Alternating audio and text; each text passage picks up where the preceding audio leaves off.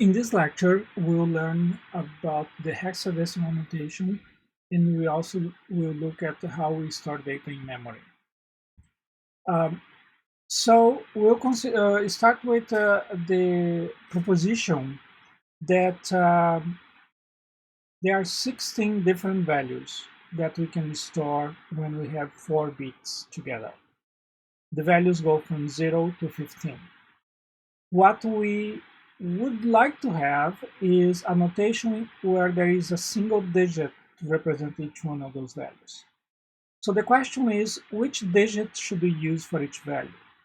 Naturally, it would make sense to use the digit 0 for the value 0, the digit 1 for the value 1, and so on up to the digit 9 for the value 9. So this way, in this new notation, we have the same digits that we have in the decimal notation for the same values that correspond to the decimal notation. However, as we see in the slide, there are 6 additional values that we don't have a digit for, and we want to get one. So the question is, which digits should we be using for the 6 additional values? One idea would be to start using the alpha characters in the alphabet. So we could use the digit A or the character A for the digit value 10, B for 11, 12 is C, 13 is D, 14 is Z, and 15 is F. So with this representation, we can write numbers by grouping the bits in the number in groups of 4. And it doesn't matter where we choose to use the characters as lowercase or uppercase, as long as we are consistent whenever we are writing a computer program or using them in a document. So for example, we could have the number ECA86420, which when we translate into the binary representation, all we do is a lookup table in the table above, and we copy the binary representation for each one of the digits. Whenever we represent a binary number that has many digits, such as this one in the slide that has 32 digits, it's fairly common to group those digits in groups of 4 with a space in between, so that's easier for us humans to read the number. However, in the actual representation of the computer, the spaces do not exist. So this is the hexadecimal notation, and in the hexadecimal notation, there is one hexadecimal digit for each groups of 4 bits in the binary representation. So for example, let's look at an example. How do I represent the number plus 19 in 32 bits? So I can use the method of the repeat subtraction to find out that plus 19 is equal to 16 plus 2 plus 1, which will give me this binary representation that has a 1 in the position of the 1s, the 2s, and the 16s. Now I can convert this binary representation into a hexadecimal representation by reading the hexadecimal digit for each group of 4 bits. So that would be the digit 3 in hexadecimal, that's the digit 1, and then there will be a sequence of zeros in front of that number. However, if I were to just print the number 00000013, you wouldn't know whether I mean to represent this digit into 16 bits or into hexadecimal or into decimal notation. So we don't know whether this is the 13 decimal or the 19 decimal. So a convention that we use is to add the characters 0x in front of a number whenever the number is represented in hexadecimal, and this is a fairly universal convention. So whenever you see a number that's preceded by 0x, it means this is a hexadecimal number. Next, let's look at how we represent the number minus 105 in 32 bits. So again, we can use the method of the repeat subtraction to find out that 105 is equal to 64 plus 32 plus 8 plus 1. Now, if we put the ones in the corresponding positions in the binary representation, we will obtain the binary representation shown in the screen. So this is the representation for plus 105. What we want is the representation for minus 105. So remember, what we have to do is to find the complement of the number, which consists in simply flipping the values of all the bits. And then we need to add 1 to that complement, and that gives us the representation for minus 105. So now that we have the representation for minus 105 in 32 bits, we can obtain the hexadecimal notation for minus 105 by simply translating each group of bits in the corresponding hexadecimal digit. So that's the digit 7, followed by digit 9. And if you look, all the other digits are F. And again, we use 0x in front of the number to indicate that it's a hexadecimal number. One note is that whenever you have a negative number that has a relatively small magnitude, and it's representing 32 bits, you're going to see many F's in the front or many 1s in the front, because in the negative representation, the leading ones will have no value, because once you flip the value of all the bits, all the leading ones become 0. So for small magnitude numbers, it's very common to see a number that has many F's in the hexadecimal notation or many 1s in the binary notation in the most significant positions. So now that we have the representation for minus 105 in hexadecimal, we need to consider about storing this number in memory. In memory, we store numbers in groups of 8 bits that are called bytes, and the concept of a byte will be extensively used in this course. So do not confuse a hexadecimal digit that is 4 bits with a byte which is 8 bits. So a byte is actually formed by 2 hexadecimal numbers. So in this example, the 97 in hexadecimal is the least significant byte of the number. And then we continue group them in groups of 4 bits. So this 32-bit number requires 4 bytes to store. The other observation that we're going to make is that the byte that's in the right side of the screen is the least significant byte of the number, and we call, because it has the least weight for the value of the number, we call that the little end of the number. And the byte at the other extreme is the byte that has the most value, or the biggest weight into the value of the number. So we call that the big end of the number. So that's just a terminology that was established long ago. We refer to the little end of a number and to the big end of a number. So now let's look at how we store data in memory. So in memory, the memory of a computer can be seen simply as an array of bytes. An array is a data structure where you have one element next to the other, and you have an index that you can use to specify a given element of the array. So there is an index associated with each one of the bytes stored in memory. Each byte has a separate index because memory is an array of bytes. The index of a given byte in memory is called an address. And the idea of an address comes from the same idea that we use to talk about the address of a house on a street, where each house has a unique number. Typically, on most cities in the streets, the numbers are not sequential like you will see in memory. But the idea is similar. Giving a number, you can find the house that number corresponds to in any given street. So think of memory as being an array of bytes, and each byte has a unique index called an address. So it's typically, we're going to write this on paper in the way shown on the screen, where we have a little box that represents the data that's in memory. In this case, the value of the data is 0x42, and the address for that byte is 0x all zeros. So that would be the lowest address in memory. Or we could have the value 0x87 at the address 1, or the address the value 0x02 at the address 0x3000, 4000, and so on. So on paper, typically you're going to see the value with the address written to the left of the value.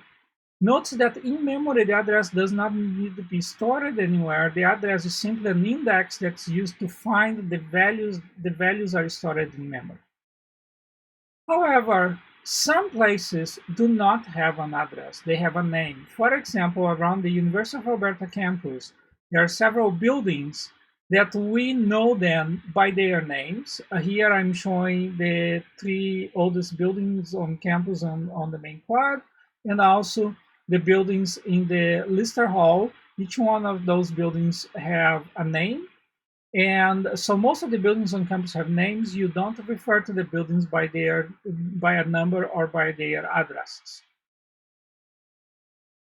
In computers, also, we have places that do not have address, that they have names, and those are the registers that are inside the processor. So RISC-V, for example, has 32 such registers, and those registers are known by their names, not by addresses. So we talk about the register T0, T1, S0, S2, etc. So those are typical names for registers. Now let's see how I store a byte in memory. A byte is stored in memory, has then a value, that's the value that's stored in that position, and an address that specifies the position in memory where that byte is stored. In a 32-bit machine, the address is going to have 32 bits, and because it has 32 bits, it has to be represented in 8 hexadecimal digits. Recall that each hexadecimal digit represents 4 bits, so 4 times 8 is 32. So for example, if the memory address 0x3000 4000 contains the byte 01000010 on paper, we could write that in this way, where we say we put the address in front of a box and we put the value inside the box. In this drawing, each box stores 1 byte or 8 bits. So in RISC-V, an integer is represented by 4 bytes, and a memory address references a single byte, as in all memory organization. So the difference between the addresses of 2 consecutive integers in memory will be 4, because I'm going to have 4 bytes for each integer.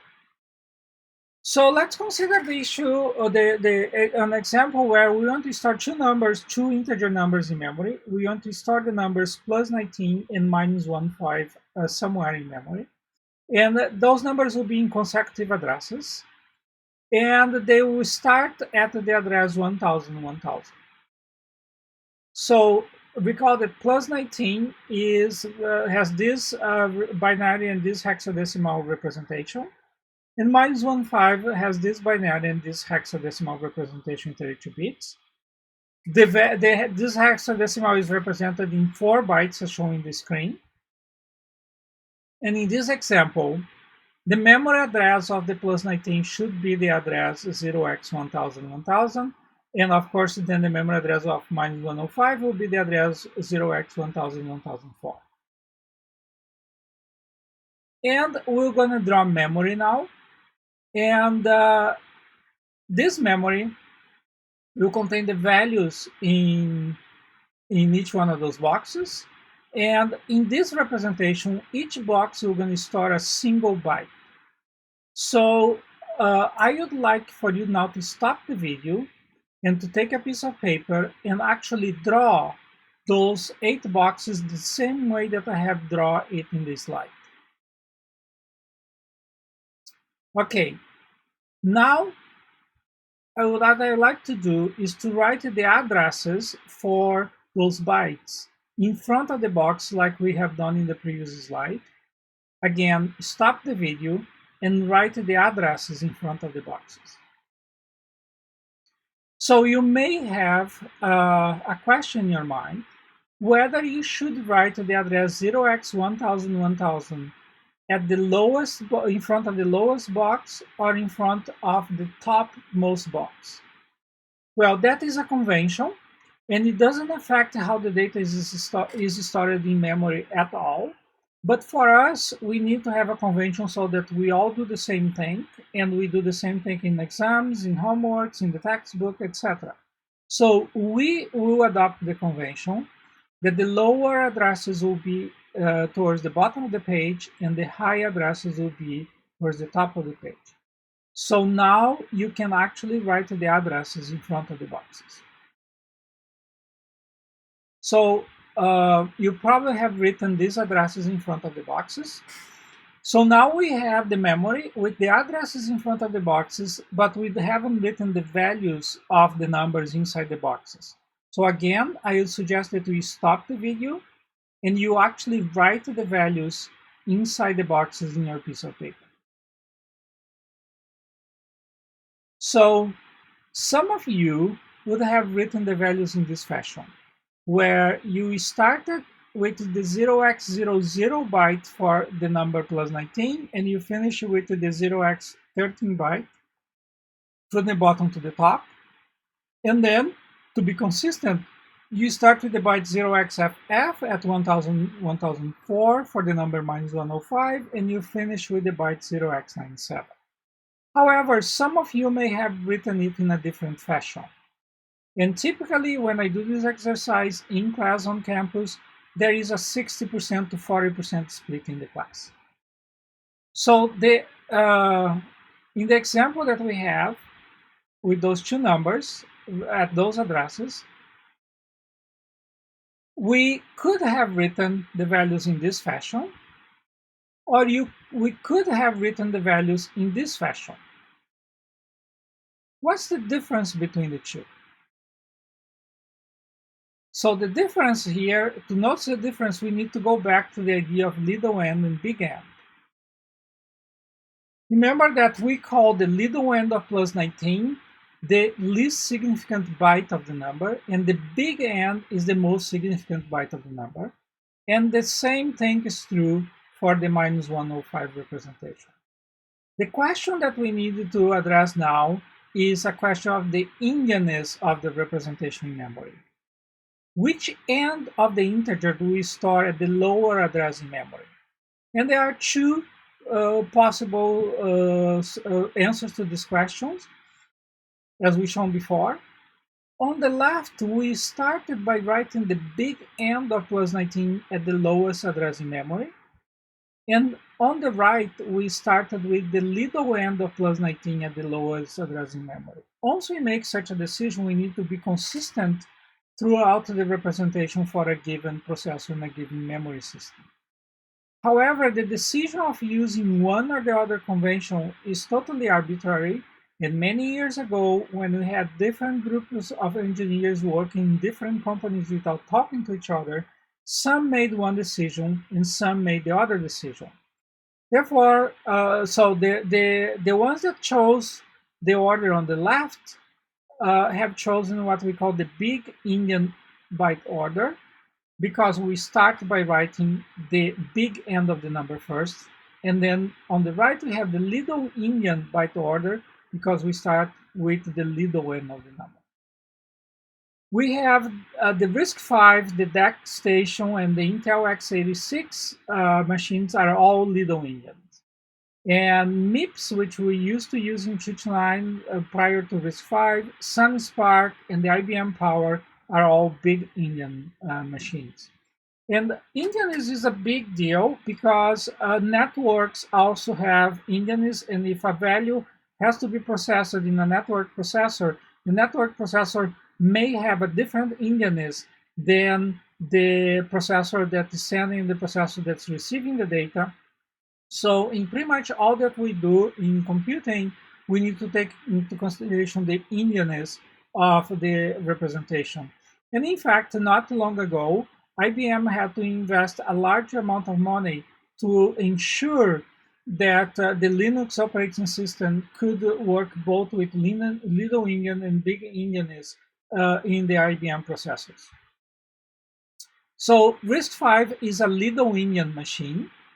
Therefore, the least significant byte of an integer number in RISC-V is at the lowest address of the word. Remember, a word has 4 addresses because it has 4 bytes, and each byte has its own address.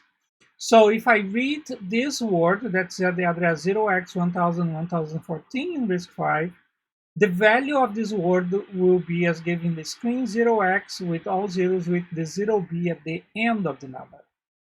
If this would be a big Indian machine, you can see that the value would be quite different because the 0b would be the most significant would be the big end of the number. So what have we learned in this lecture? We have learned that memory is simply an array of bytes, and that typically on paper we represent each one of the bytes of memory with the address where it's stored in memory in front of a box. We have learned that there are places where we store data that have no address, they only have names, such as all the registers in the RISC-V processor. We also have learned that there are two ways to store data. We can store data in little endian or big endian order, and that the RISC-V is a little endian byte order machine where each one of the bytes has its own address. So a word will always have four different memory addresses associated with it.